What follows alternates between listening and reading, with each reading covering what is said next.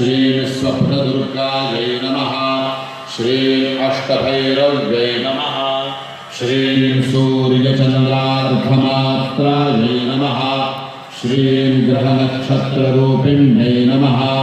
श्रीं बिल्वा श्रीं दुर्जनायै नमः श्रीं दुर्जयाकारायै नमः श्रीं कमलादेव्यै नमः श्रीं नाभिचक्रनिवासिन्यै नमः श्रीं षडाधारास्थितायै नमः श्रीं गुह्यायै नमः श्रीं देविकायै नमः श्रीं चक्ररूपिण्यै नमः श्रीं आदित्यायै नमः श्रीं शर्वरीशुभ्रायै नमः श्रीं शुम्भासुरनिबर्हण्यै नमः श्रीं त्रिशिखायै नमः श्रीं विशिखायै नमः श्रीं शुभ्रायै नमः श्रीं कर्मनिर्मूलकारिण्यै नमः श्रीं आदिलक्ष्म्यै नमः श्रीं गुणाधारायै नमः श्रीं शुद्धब्रह्मात्मिकायै नमः पितृस्वरूपिण्यै नमः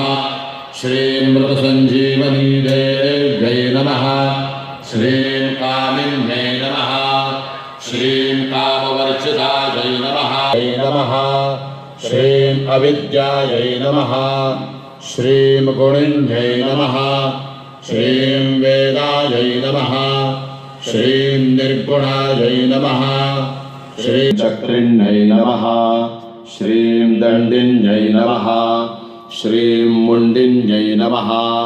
श्रीं व्याघ्र्यै नमः श्रीं शङ्खिन्यै नमः श्रीं सोमसम्मतायै नमः श्रीं सौत्रामण्यै नमः श्रीं सदानन्दायै नमः श्रीं पञ्चबाणप्रभञ्जन्यै नमः श्रीं बाणशोणसहस्राक्षै नमः श्रीं सहस्र